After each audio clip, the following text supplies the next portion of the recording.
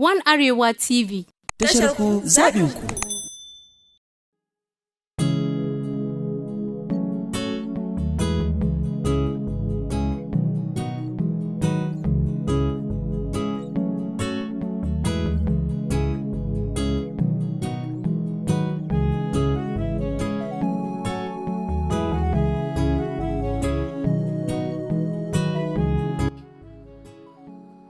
Wannan ita ce shekara da tafi kowace shekara a rayuwata, a cewar Laylah Ali Othman, ɗan majalisar tarayya Onarabul Yusuf Adamu Gagdi da mai ɗakinsa Hajiya Laylah Ali Othman, fitacciyar 'yar kasuwa mai sayar da abinci da nau'ikan kayan ɗaki da na ofis a Abuja.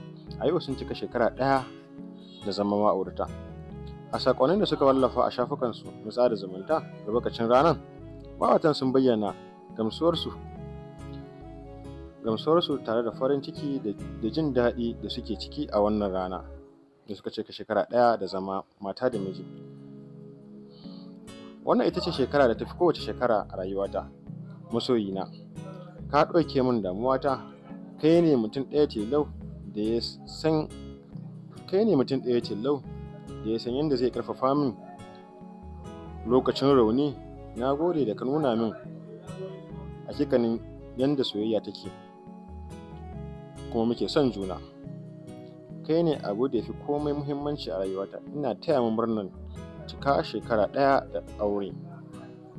Ina fatan Allah ya bar mu tare cikin ƙoshin lafiya da farin ciki mai ɗorewa. Amin. Daga matarka Laylah. Wannan shine saƙon da Laylah ta rubuta a shafinta.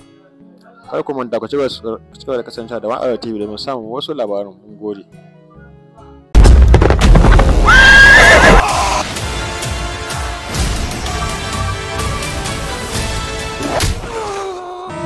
Zagaye samu